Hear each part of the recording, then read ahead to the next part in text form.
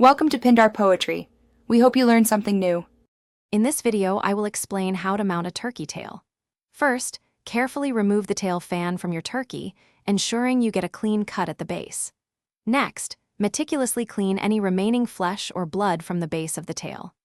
This step is crucial for proper preservation.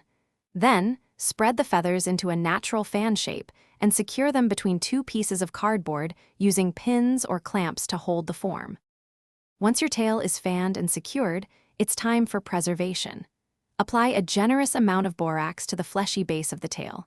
This helps dry and preserve the tissue, preventing decay. Place the fantail in a cool, dry, well-ventilated area.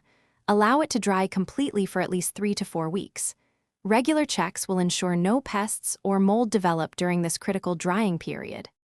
While your tail is drying, you can prepare your display plaque.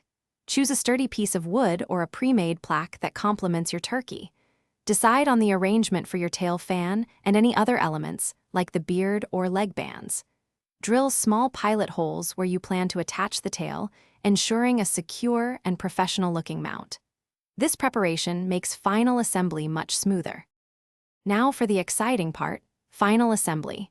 Once your tail is completely dry and stiff, carefully remove the cardboard and pins. Securely attach the fantail to your prepared plaque using screws or strong adhesive. If you have a turkey beard, mount it below the tail for a classic look. Add any other personal touches, then proudly display your beautifully mounted turkey tail for all to admire. Thanks for watching. Consider subscribing if we helped you.